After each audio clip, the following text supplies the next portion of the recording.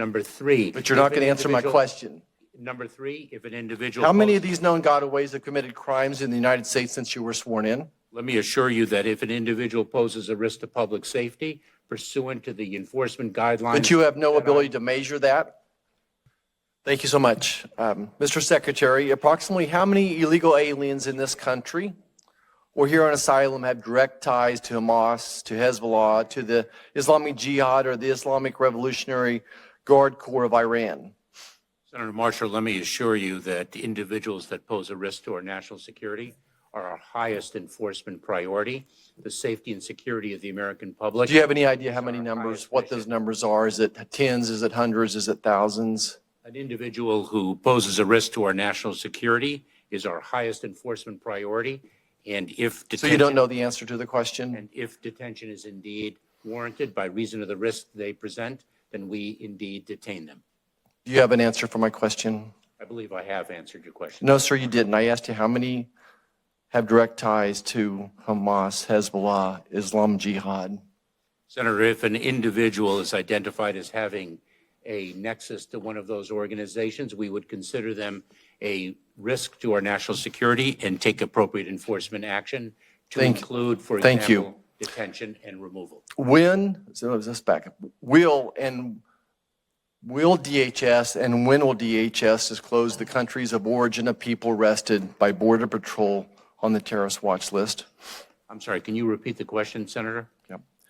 Will DHS and when will DHS disclose the countries of origin of people arrested by Border Patrol on the terrorist watch list?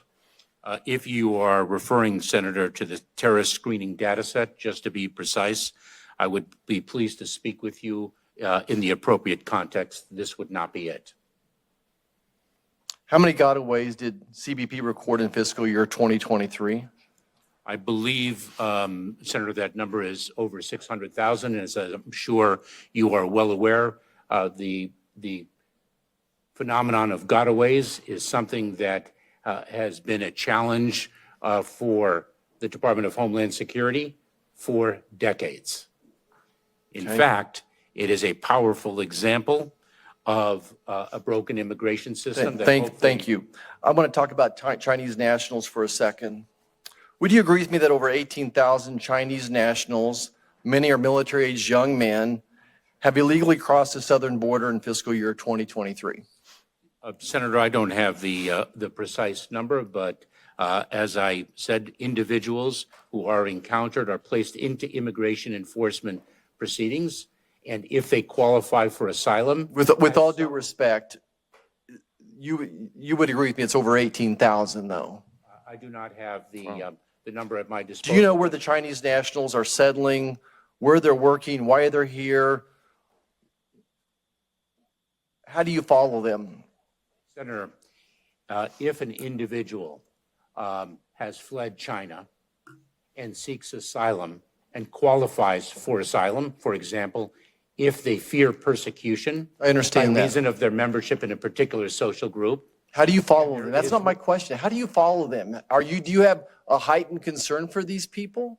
So, Senator, if an individual poses a risk to public safety or national security, they are deemed a priority and can be placed in detention if the facts so warrant. If indeed we determine in the exercise of our law enforcement discretion that detention is not required because they do not present. We understand. We all understand all that, Mr. Secretary. Thank you. I want to go back to gotaways. I'm sure you'll agree with me that under Mr. Biden, that at least 1.7 million gotaways have evaded apprehension at our border.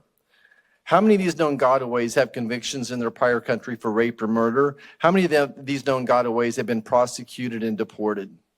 3 points, Senator. Number one, as I articulated earlier in this hearing, we are seeing a number of displaced individuals throughout our hemisphere that is unprecedented. Number one. Number two, we are dealing with a broken immigration system. Number three. But you're not going to answer my question. Number three, if an individual. How many of these known gotaways have committed crimes in the United States since you were sworn in? Let me assure you that if an individual poses a risk to public safety pursuant to the enforcement guidelines. But you have no ability to measure that? Pursuant to the enforcement guidelines that I promulgated on September 30th, of 2021. The individual is. How many of these known gotaways are trafficking fentanyl? The individual is an enforcement priority. How many of these known gotaways are trafficking fentanyl? Senator,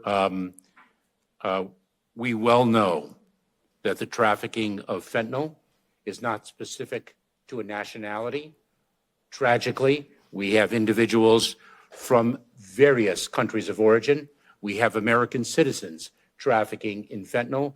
Fentanyl is a scourge that we must all work together to overcome. Okay, let's talk about the 169 individuals encountered on the terror watch list between the ports of entry in fiscal year 2023.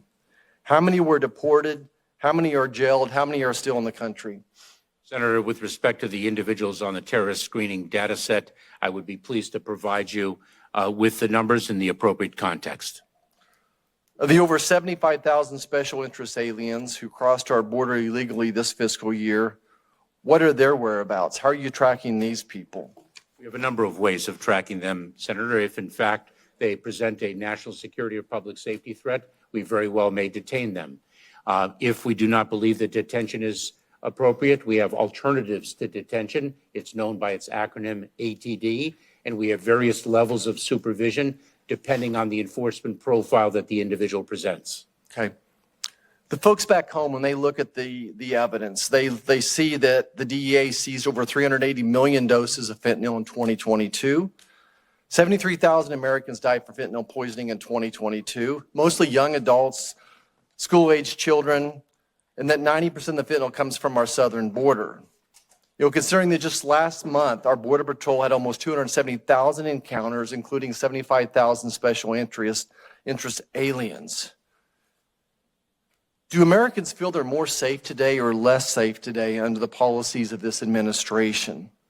Senator, we are taking it to the cartels, to the traffickers of fentanyl in an unprecedented way, with more resources and more efficient and productive operations than ever before. But you would agree with me that Americans feel less safe today than they did before the start of this administration. And your testimony has always solidified the view that American people, that they don't have confidence in the job that you're doing. This is why I believe the defining issue in this next election is going to be exactly this. Are our families safer today than they were 3 years ago? Thank you. I yield back.